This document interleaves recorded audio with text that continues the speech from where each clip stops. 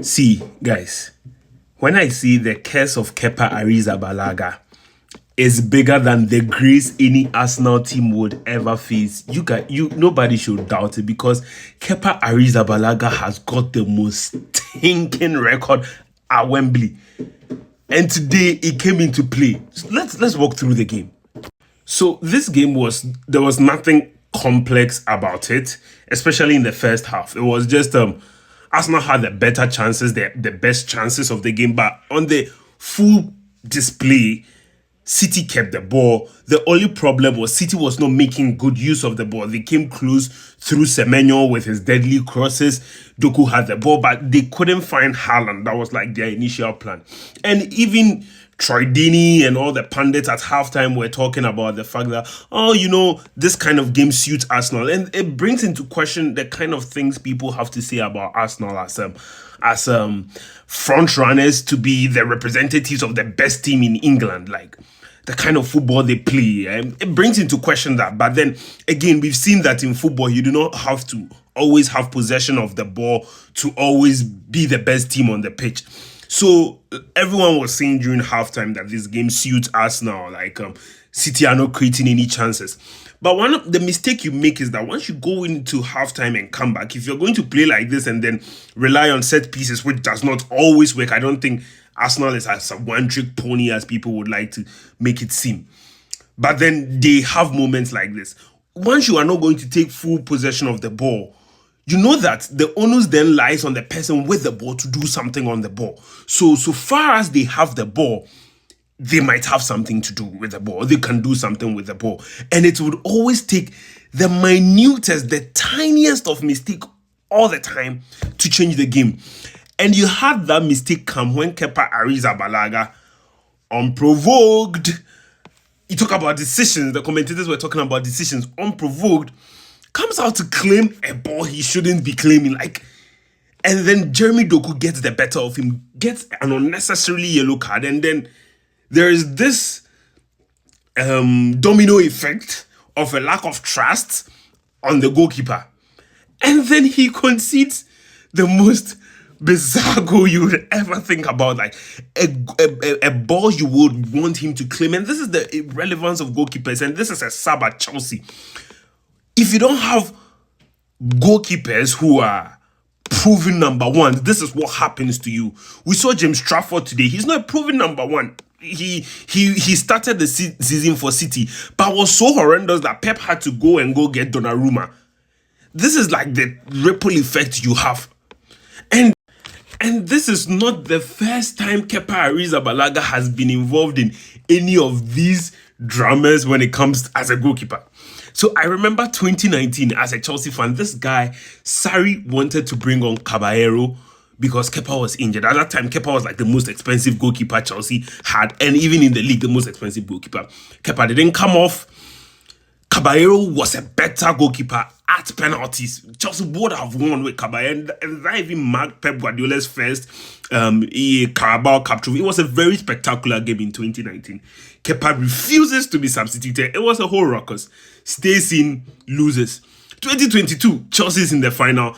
Everybody scores their penalty kick. Kepa he could have made simple. There were some of the penalties you don't understand how he didn't catch, and then he goes to mess it. And then today he makes this horrendous mistake. So tough luck. But then you see, coming into it, Kepa had like the curse of Wembley, where he had not like won at Wembley yet, and Arteta had the grace of Wembley, where Arteta had like literally won almost every final he had played in Wembley. So you had the clash of this, and you would think that Arteta's blessings will come, but then Arteta himself, self-imposed. It's really self-imposed, because I think the Calafiori change took too long to come in. Took too long. I think especially after halftime, you would expect them to change their approach to the game. You'd expect them to have more command, but they didn't do that. Instead, when City had like their moments from like the 50th to the 70th minute where they kept pounding on Arsenal, and the crowd started believing, because the mystique about Arsenal being better all season just suddenly disappeared. You'd expect changes to be made, but nothing happened.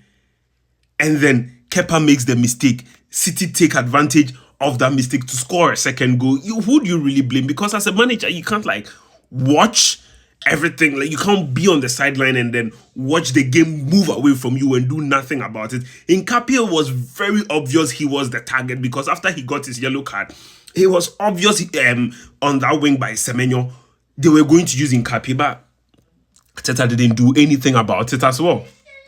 But then again, Nico O'Reilly, what a season this kid is having. At 21 year old this season, I don't think he had it on his bingo card that this season he was going to score a goal against Real Madrid. He's going to score a brace in the final of the EFL Cup. Amazing season, top talent. And then it brings me again to the game City played against Madrid. People are saying, well, Pep maintained the same starting lineup he played against Madrid to prove a point. But I don't think that's true, because I think if you look at the personnel, he didn't play Nunes. But I don't think the changes are the same, because he didn't play Nunes. And it's very important to realize that after the departure of Kyle Walker, Manchester City has not really replaced Kyle Walker. They brought in a Nuri, they've brought in they've made Nunes was a winger. He played Nunes fullback for a very long time. Today, the second goal that O'Reilly scored, it was because City were able to overload the front, allowing O'Reilly to move from his fullback position to be an outlet as an attacking option in the box. Because this season, the crucial goals O'Reilly has been scoring, even not as an as a fullback, but as an option in the midfield who bursts forward. That is what was missing in the game against Real Madrid. Also, I think Sheki is very important to this team. Sheki is very important for the amount of money paid and him being brought in from Lyon. He's very important to this team, but then it seems like there's been a lack of trust when it comes. As a matter of fact, I don't think Manchester City's transfer window has been bad with the kind of players they've brought in. Sheki, Reinders, Gehi, Semenyo, all the players Manchester City have brought in, even if Manchester City is supposed to get like a ban for the next 2 or 3 seasons, these players are good enough to even sustain them. But then I would still want to give Pep Guardiola his props, because for a very long time I grew up as a Mourinho fan, as a Mourinho lover, so it's sometimes hard to give people the credit where they belong. I remember in 2018, 2019, there was this whole renaissance on English managers. You had the best managers coaching the best of teams. You had Conte at Chelsea. You had Pep had gone to City. You had Klopp at Liverpool. You had Mourinho at Manchester United. You had Wenger at Arsenal. And the question was, who would come out? How would we see which of them is the best manager? I remember Conte winning the first season, and it was like, yeah, like Conte. Then gradually, people like to say it became between Pep and Klopp, but let's be honest, it was never between Pep and Klopp. It was between Pep dominating Klopp. That was what it was about. Pep, since that season, has been the only one standing. All of the managers I mentioned in 2018 are all not imposed or have all not achieved as much as Pep achieved. You have Mourinho, who even left United, came back to Spurs, still didn't achieve as much as, and you can complain about the way he did it, the spending. But at the end of the day, he is the most accomplished manager we have right now in the EFL, even in the Premier League. He is one of the most accomplished, and give him his props. And like, big shout outs to Manchester City. I would want to talk about Semenyo. As a Ghanaian watching this game, I feel like this game should be the template on how we can utilize the best of Antoine Semenyo coming into this World Cup. Because look at Antoine Semenyo was doubling as an assist, like crossing to locate the tallest figure in the box.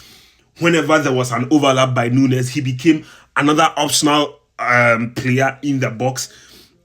Even in O'Reilly's goal, the distraction he was giving Saliba and Gabriel to even free up O'Reilly. This is how you utilize him. The problem is when Semenyo comes to Ghana, we utilize him too deep. We don't progress the ball forward. Look at where Semenyo was getting his touches. There was one layoff he did with Sheki, which was like marvelous. I didn't even know he had it in his like book of tricks. So he's good for link-ups. He's good providing assists. He is not a defensive midfielder. He should not be picking the ball deep. I saw him defend today. He did defend, but most of the times when he caught the ball, he was in the attacking third of the opposition. And that's how best to use him. That's how I think if the Ghana technical team are watching, like, the questions they should be answering is how he can get the touches that far up the pitch. That's how you get the best utility out of him. So congratulations to Manchester City. I think it brings a little bit of calm into the season now. Arsenal fans have made too much noise, too much noise. Now they can rest, but rest assured, I don't think this affects them in the league or anything. They are still going to win the league, whether we like it or not. The gap is too wide for anyone to catch up with them.